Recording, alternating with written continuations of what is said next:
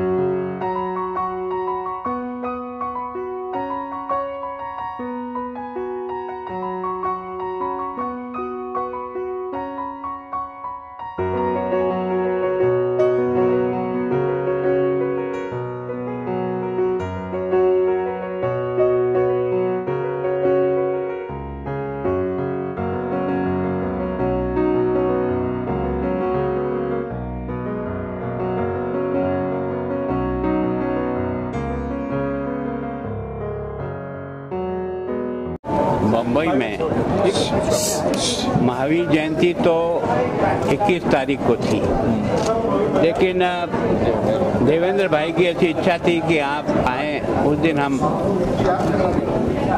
यहाँ पर बॉम्बे की नगरी में महावीर जयंती का फंक्शन मनाए।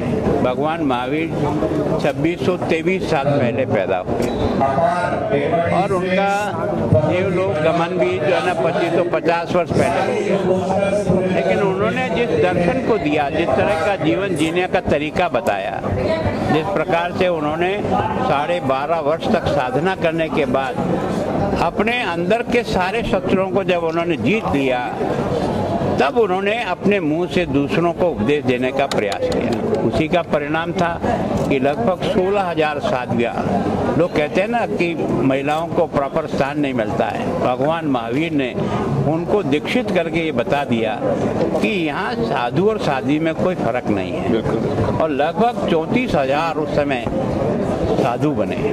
तो मैं सोचता हूँ जिस काम को उन्होंने शुरू किया वो आज इतने वर्षों के बाद भी निरंतर इस दर्शन को और भगवान महावीर के इस रास्ते पर हजारों साधु संत, अलग अलग धर्म संप्रदाय के लोग इसको निरंतर चला रहे हैं। इसका मतलब ये तो तय है कि भगवान महावीर ने जिन बातों को कहा था वो पहले भी ठीक थी, आज भी ठीक है, और हमेशा भगवान महावीर के इन सिद्धांतों को अगर कोई देश और दुनिया स्वीकार करेगी तभी जाकर के मानव जाति की रक्षा होगी।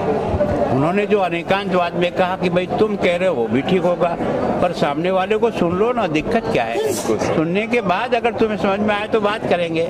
और अपरिग्रह का मतलब ये जो छीना झपटी जो चल रही है, धन का अधिकार कुछ ही लोगों के जेबों में अधिकार आ रहा है और कोई भूखे मर रहा है, ये स्थिति महावीर के सिद्धांत को अगर कोई मानेगा तो ये शायद कभी नहीं आ सकती।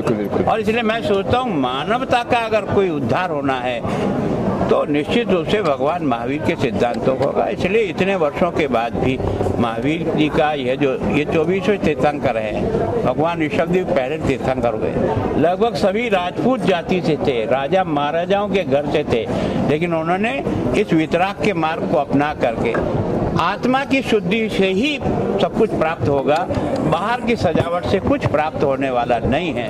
और इसलिए व्यक्ति को कहा अंतर्मुखी होकर के अपने दुर्गुणों पर विजय प्राप्त करो और फिर प्रयत्न करो। तो मैं सोचता हूँ ऐसे जो दर्शन है उसको आगे की पीढ़ियों तक जाए, उसके लिए कार्यक्रम हर साल करते हैं, कोशिश करते हैं कि देवेंद्र भाई जी के लिए क्या कुछ कहना है? देवेंद्र भाई के कारण है, सच बात है। अच्छा, मेरे को यहाँ आने के बाद पता लगा कि गुरुवार भी यहाँ उपस्थित होंगे होंगे, है ना, लोकेश मुनि जी जैसे बड़ी बड़ा हस्तियां। मैं तो बहुत छोटा कार्यकर्ता हूँ, श्रावक हूँ, पर मेरा सोचता में एक तरह से जो समाज जागरण का जो काम है वो जैन वो है जो भगवान महावीर को समझे और माने।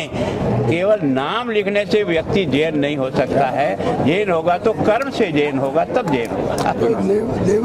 जो जैन परंपरा के 24वें तीर्थंकर हैं भगवान महावीर स्वामी, जिनका आज 2623वां जन्म कल्याणक आज हमने मनाया है। यहाँ पर हमारे आसाम प्रदेश के प्रथम नागरिक हैं और राजस्थान के लाडले आदरणीय महामहिम गुलाबचंद कटारिया जी साहब ये उपस्थित हुए। उनका एक बड़कपन है कि वो हर किसी को इतना बड़ा बना के चलते हैं और स्वयं इतने बड़े व्यक्तित्व हैं जिनके आगे हर व्यक्ति अपने आप को गौरव, उनके सानिध्य में हर व्यक्ति अपने आप गौरव समझता है। परम पूज्य गुरुदेव यहाँ पर आए हैं और इस कार्यक्रम की सबसे बड़ी सार्थकता ये है कि यहाँ पर सिर्फ जैन कम्युनिटी नहीं थी, सिर्फ जैन समाज के लोग नहीं थे। आप अगर गौर करेंगे तो यहाँ पर एक ऐसी कम्युनिटी नहीं थी जो इस कार्यक्रम में सम्मिलित थी। यही भगवान महावीर की सबसे बड़ी विचारधारा है और यही भगवान महावीर का संदेश है जो उन्होंने शादवाद, अनेकांतवाद, जीनोदय से महान सिद्धांत दिए।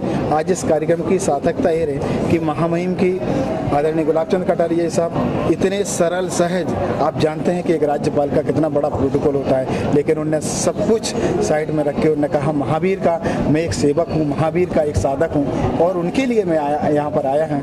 और उनकी ये सब संतों का जितना यहाँ सानिध्य मिला है इसके लिए पूरी मैं हार्दिक अभिवादन करता हूँ। आप सब आए हैं मीडिया कर्मी जो इस बात को हमने कार्यक्रम किया है और इसीलिए किया कि हमारी पूरी मानवता के लिए एक अच्छा संदेश जा सके, एकता का, प्रेम का, समन्वय का जो संदेश जा सके, यही हम सबकी एक कार्यक्रम के माध्यम से बात रखी है।